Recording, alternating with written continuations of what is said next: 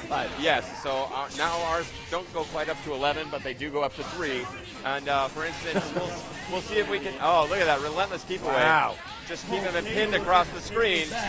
That is some cheap stuff right there. I love it. Wow. Karasa looks helpless.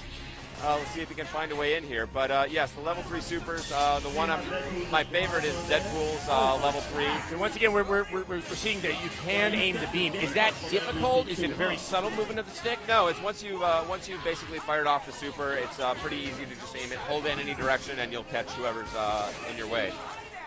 So I hope we have an opportunity to see Dante's level 3 super. That would be really amazing.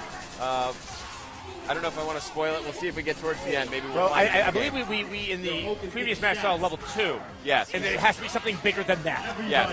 Oh, it's unbelievable. So we'll see if we can send it directly out to the people viewing today. Obviously, Deadpool, he has some good range attacks with the guns. Are you trying to strike a nice balance with all of the characters with close range and long range attacks? No, actually. So what we're doing is you do see some strong distance play. So Deadpool is actually quite dangerous up close.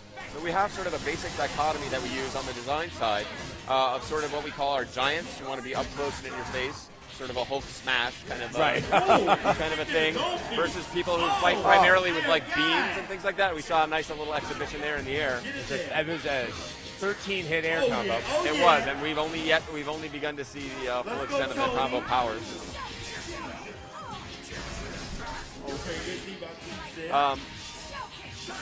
Boy, it's hard to tear myself away from the action. There's just so much that's happening up on screen. It's so fast. Yeah. Well, the funny is that you and I also don't have some standardized terminology in terms of the moves. That we're kind of making it up as we're going along. You hit the nail on the head. Actually, Marvel 2 commentary, the action is so fast and furious in that game that what they're forced to do many times is use basically a series of shortcuts. So if you've heard phrases like "Where's your curly mustache?"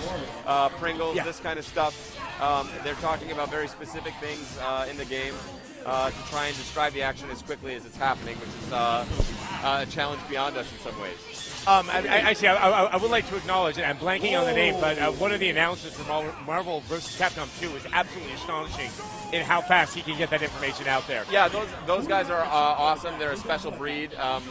I don't even think about trying to step up on that. I tip my hat to all of them. It really is remarkable skill.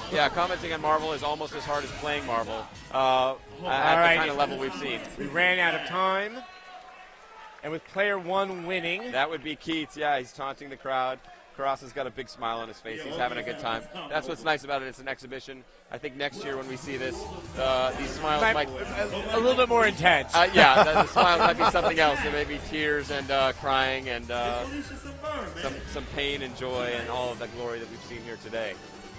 So this one's going to be Chris Redfield and Morrigan on player 1.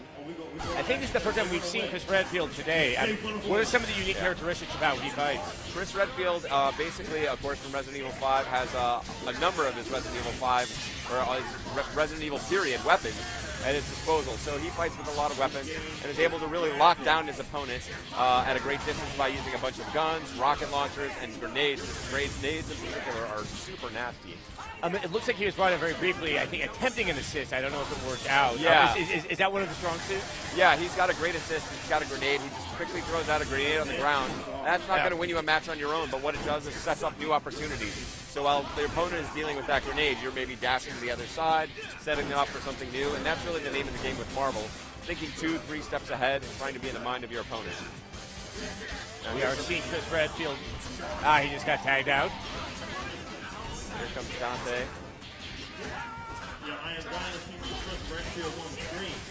Yeah, he's afraid to bring in Chris Redfield because it's sometimes difficult to tag in the opponent when you're fighting against somebody who's so vicious and on top of you so hard that it's difficult to bring in your opponent. You just have to have that perfect timing and that, Yeah, you got to create your opportunities.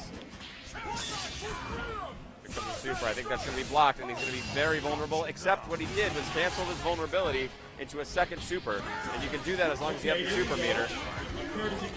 Yeah, I mean, that comes, it brings with it a great deal of risk. Indeed, yes, and you have to have the meter, you have to build it up in advance.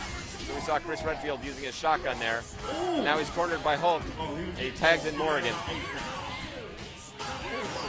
Just knock him down, and here's that combo we saw earlier from Hulk. The players are already learning from each other. It really is a devastating combo. It really is. Hulk does a ton of damage.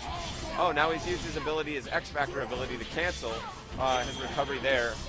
And that gives him a damage boost. For those that are seeing Hulk play so well, how is he balanced out to have some vulnerabilities?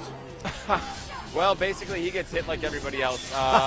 In that sense, Marvel's... Oh, he can get hit like everybody else. Yeah, our friends at Marvel have been gracious in terms of allowing us to take some liberties with the way. Obviously. Yeah, basically, you don't want to have a character who just nobody ever beats, and he just that sits wouldn't there be and fun. absorbs the damage. Yeah, that's worth calling out for sure. But yeah, he has this unique hit play style and a lot of Hulkish moves. But takes damage in this world. So maybe in this crazy Marvel vs. Capcom 3 world, something's gone wrong with the Marvel universe that allows Hulk to be damaged like the rest of our superheroes. There's one more attempt coming out of Hulk, and he is down. Darkstalker's Morrigan here is now doing what we call the old rushdown, which is the high-flying action, extreme speed, just staying all over him. Oh, here he's trying to chip him out. That's just firing. Even if you're blocking, you're taking just a little bit of damage each time. It's true. Command damage, and the time has run out. That's one of the things about this game that we're actually adjusting right now is the clock. Right now, the clock runs out very quickly, but as players get better and find faster ways to kill each other, the clock will extend.